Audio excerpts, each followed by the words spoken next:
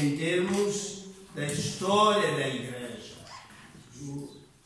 dos diversos passos pelo que o nosso cristianismo tem vindo a passar, particularmente as comunidades locais ou paróquias ou igrejas. Lá em Jerusalém, a primeira igreja cristã, logo de início aconteceram estes momentos. Atos 2, a partir do verso 41. De sorte que foram batizados os que, de bom grado, de consentimento próprio, estavam conscientes do que estavam a fazer, em resultado da pregação apresentada pelo apóstolo Pedro, receberam a sua palavra e naquele dia agregaram-se, congregaram-se, juntaram-se quase 3.000 almas. E, consequentemente, tanto seguindo o passo anterior, e perseveravam na doutrina dos apóstolos, na comunhão e no partir do pão e nas orações. Vamos incidir um pouco mais nesta manhã, nesta expressão, e no partir do pão e nas orações. E o contexto, o ambiente que envolvia este momento, e em toda a alma havia temor e muitas maravilhas e sinais se faziam pelos apóstolos, e todos os que criam estavam juntos e tinham tudo em comum. Vale a pena sublinhar isto que todos nós sabemos, qualquer leitor regular da Bíblia sabe isso, conhece isto. E todos os que criam estavam juntos e tinham tudo em comum e vendiam as suas propriedades e fazendas e repartiam com todos segundo cada um precisasse. E perseverando unânimes todos os dias no templo e partindo o pão, pela segunda vez neste texto há referência ao partir do pão. E partindo o pão em casa, comiam juntos com alegria e singeleza de coração. Claro que isto tinha que trazer impacto, tinha que provocar impacto. Verso 47, louvando a Deus e caindo na graça de todo o povo, e todos os dias acrescentava o Senhor à igreja aqueles que se haviam de salvar. Agora a questão é, como é que deste relato, claro, explícito, passamos para 1 Coríntios, no capítulo 11.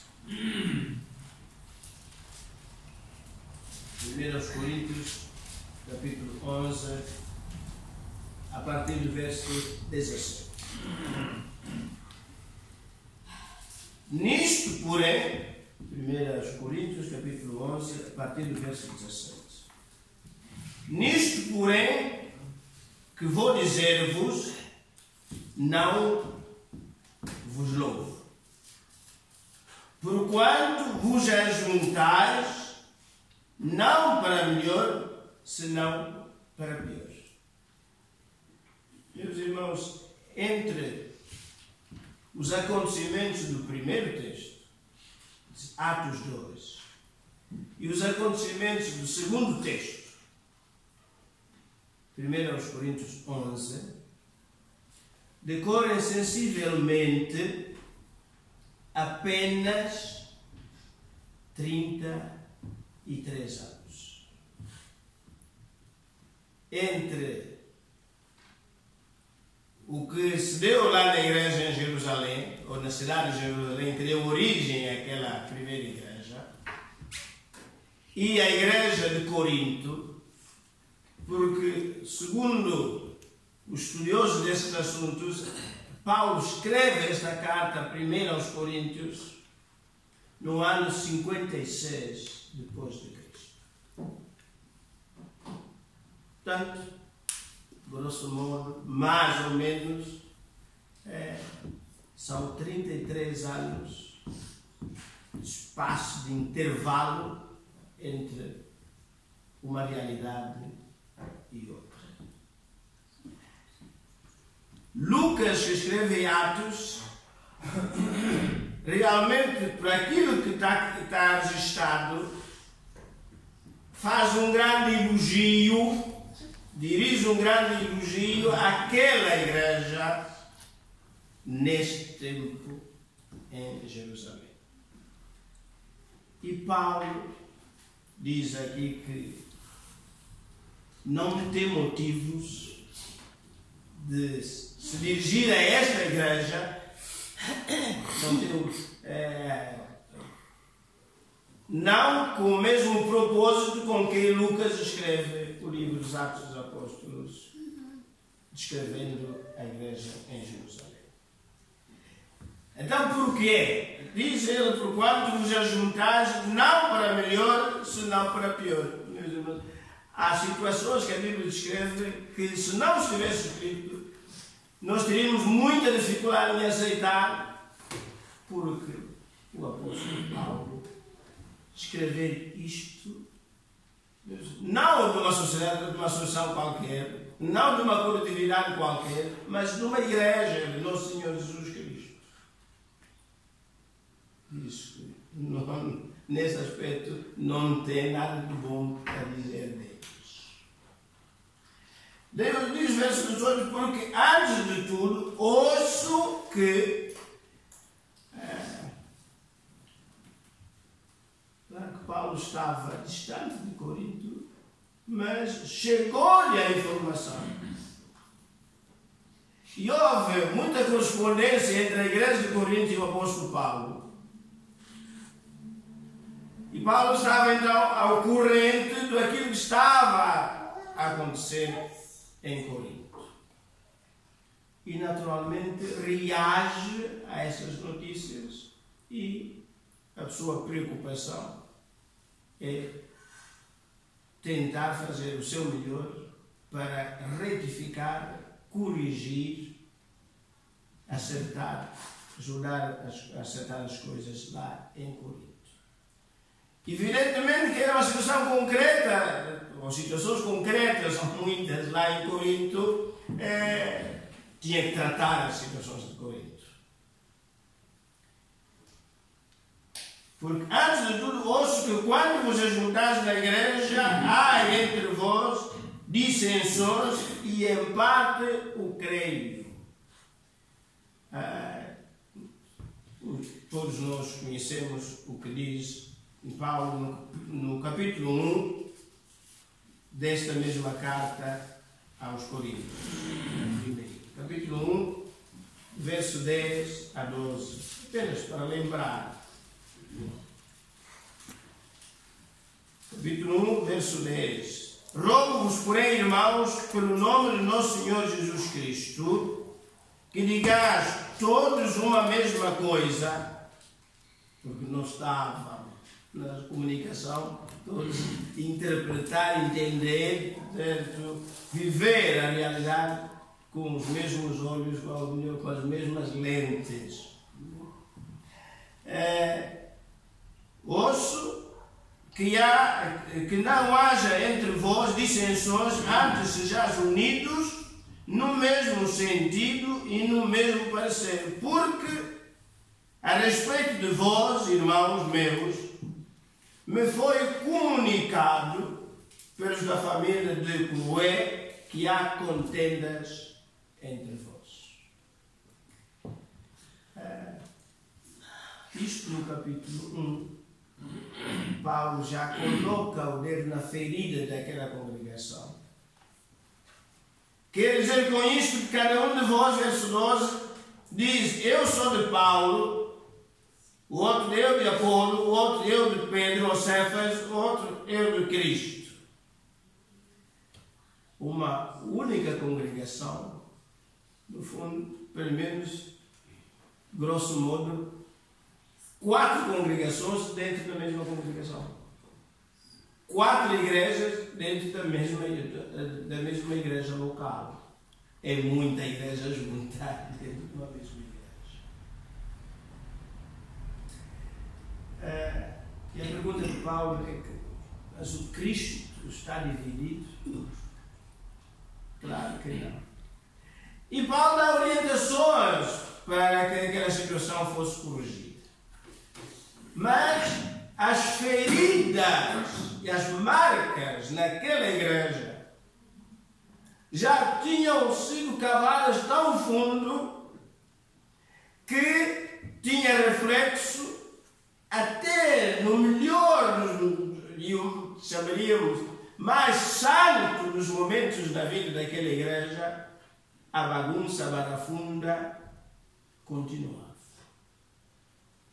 E é isto que temos neste capítulo 11. Porque o verso 19 do capítulo 11 diz: e até importa que haja entre vós heresias. Paulo disse, uma certa ironia, ainda bem que as coisas estão a funcionar de acordo com aquilo que me foi dito. E eles bem, que conclusão a tirar? A conclusão a tirar é que, e até importa que haja entre vós heresias, para que os que são sinceros se manifestem entre vós. Às vezes, quando as coisas andam mal, é uma oportunidade para que um ou outro, ou uns ou outros, se possam chegar-se à frente e dar-se ainda mais a conhecer. Que camisola vestem, o que é que se passa lá dentro, né? Porque da abundância do coração fala a boca.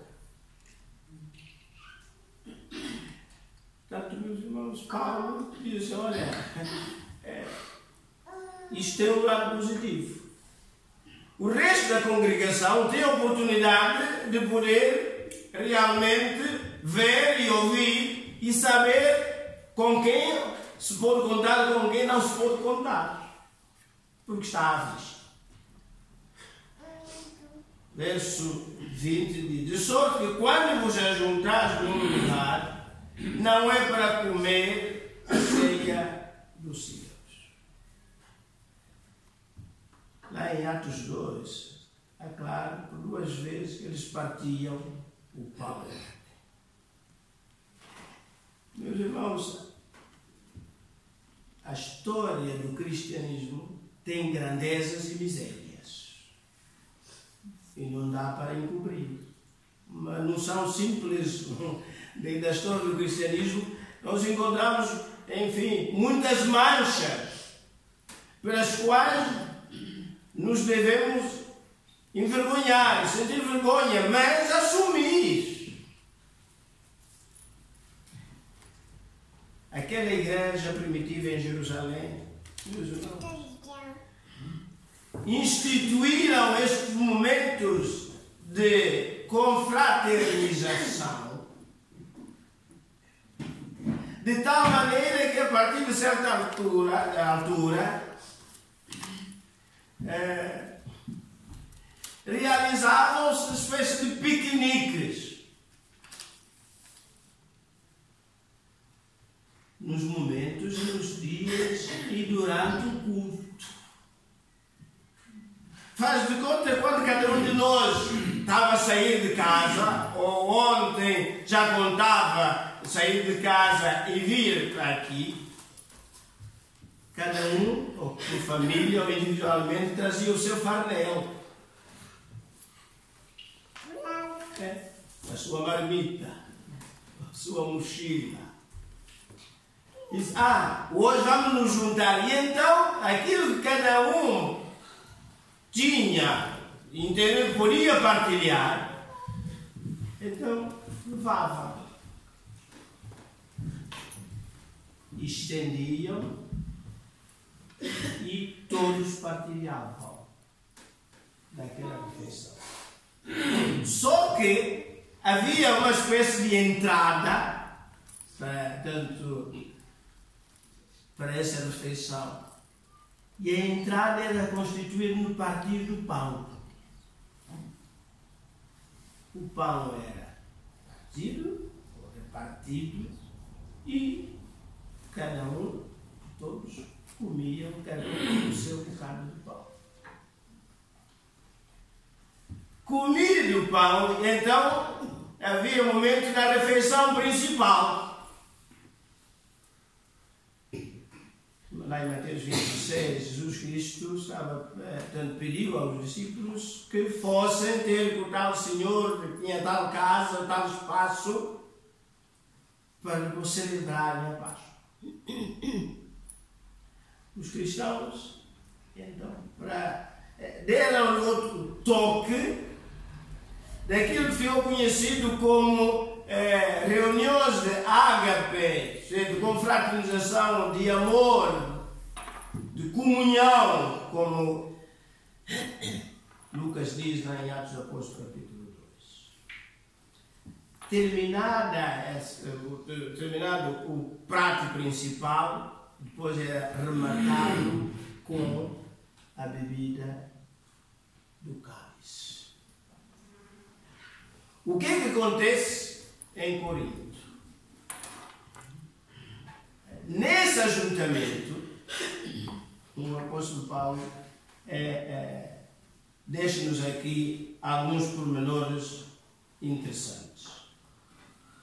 E quais estes pormenores? Diz o verso 21. Porque cada um toma antecipadamente a sua própria ceia, e assim um tem fome e o outro embriaga-se. O que é que começa a acontecer em Corinto?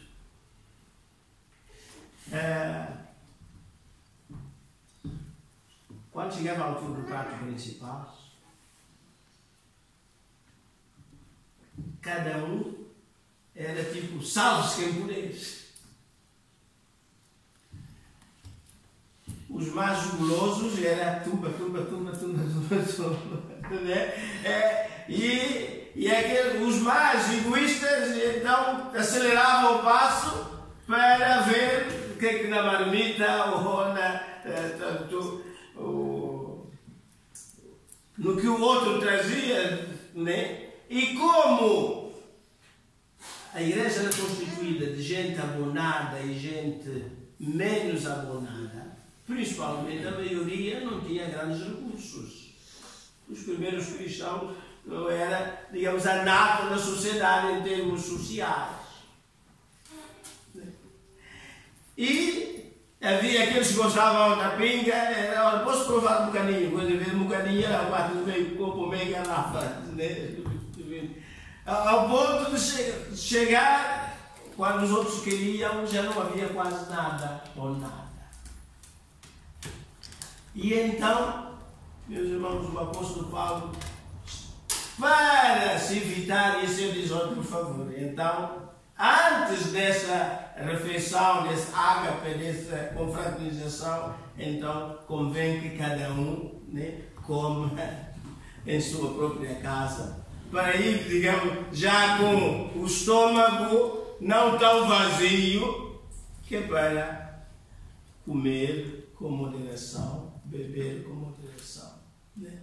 Para evitar. Mas é difícil imaginar, mas como o apóstolo Paulo é mentiroso, portanto, ele diz aqui que nesses encontros alguns até se embriagavam.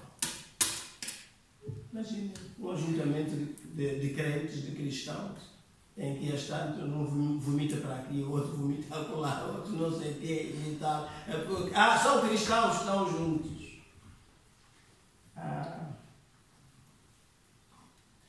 Verso 22, não tendes porventura casas para comer e para beber? façam isso. Agora, o que é que Paulo está a sugerir, meus irmãos? Que se aquilo continuar assim, é melhor acabar com aquela prática. E é interessante, meus irmãos, que ao longo da história houve um momento que teve-se de reunir um concílio no século VII depois de Cristo, um concílio em Cartago, no norte da África, em que se tomou a decisão de acabar com esta prática que tinha começado tão bem lá em Jerusalém, mas que depois foi sendo desvirtualizada ao ponto de haver essas poucas vergonhas numa reunião de crentes. Por que é que o apóstolo Paulo não concorda com aquilo que se passava em Corinto? Meus irmãos, a partir do verso 23, ele diz: porque eu recebi dos senhores o que também vos ensinei. Apesar do ensino ministrado por um homem da carreira do apóstolo Paulo, houve irmãos e irmãs nesta igreja de Corinto que não quiseram saber do que o apóstolo Paulo tinha ensinado. E essa é a condição humana de cada um de nós, pelo menos mim. Não importa quem seja, pode ser o apóstolo Paulo, mas eu tenho as minhas convicções. Eu vou por mim, não é por que está escrito.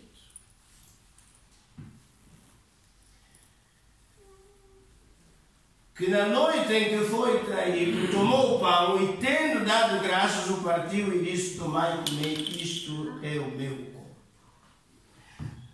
Então Paulo quer lembrar aquela igreja, aqueles cristãos, que a celebração da ceia do Senhor, o comer o pão e terminar com o beber do cálice, não era portanto por criatividade humana, mas representava um momento de solenidade, de reverência, de respeito, de honrar, de celebrar o sacrifício do nosso Senhor Jesus Cristo, que tornava possível aquela congregação, aquele ajuntamento. Se não tivesse acontecido isso, não havia, portanto, os tais ajuntamentos não tinham razão de existir, não existiriam. Então, o apóstolo Paulo quer repor a verdade, dizendo que não pode ser assim. Não pode ser assim. Verso 24: tendo dado graças ao partido, tomai e comei, isto é o meu corpo, que é partido por vós. Então, quando nós insistimos que o pão, é verdade que é pão, não deixa de ser pão. O vinho, portanto, é vinho, não deixa de ser vinho. Não queremos que aconteça aqui um milagre, que de repente pão é o corpo tal e qual, o corpo do nosso Senhor Jesus Cristo tal e qual está no céu.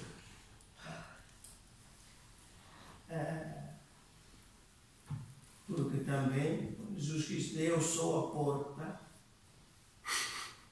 Não é a porta. Não é a porta. Mas todos nós entendemos, né, que é no sentido de figura.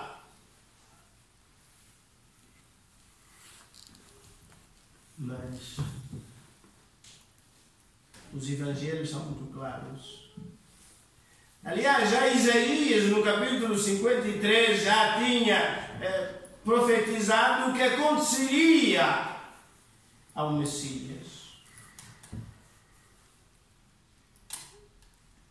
Faz sentido que o culto de ceia seja, se não um momento, se não os melhores, é o momento mais alto na devoção e na reflexão do crente,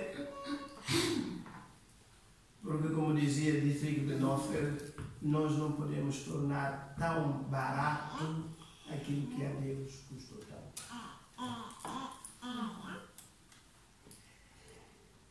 Porque isso traz consequências. Diz o verso 29, porque o que come e bebe indignamente, come e bebe para a sua própria condenação, porque deixou de entender, de captar o verdadeiro significado e importância do momento, do acontecimento.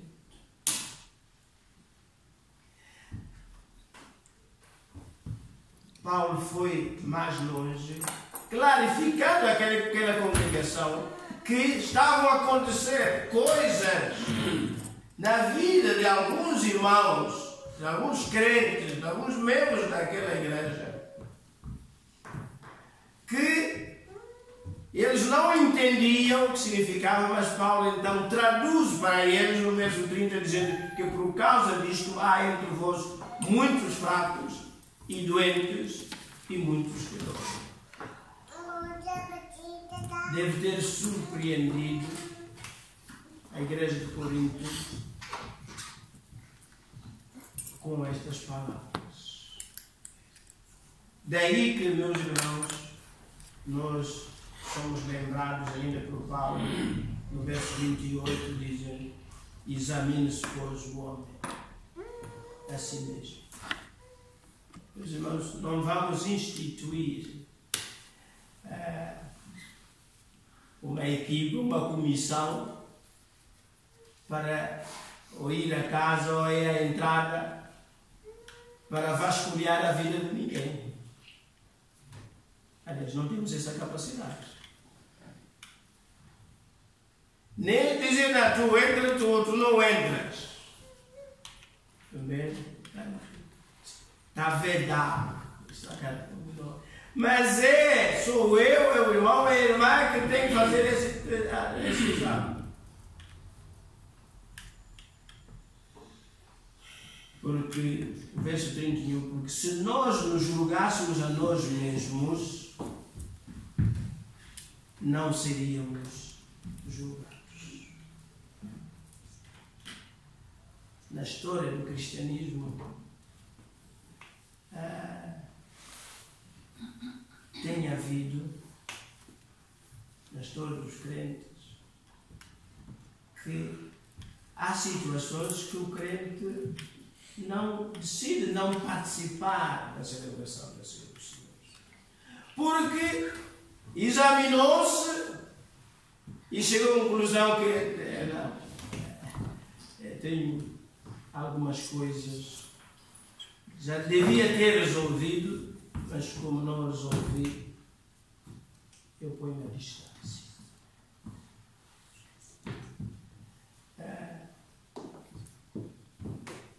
E na prática pastoral, muitos pastores, no momento da ceia do Senhor, o que é que fazem?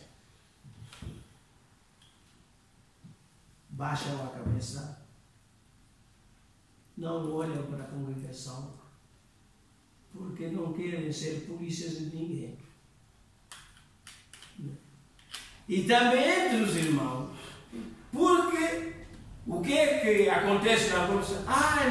Olha, tu reparaste, fulano não tomou a ceia. Alguma coisa aconteceu para não fazer.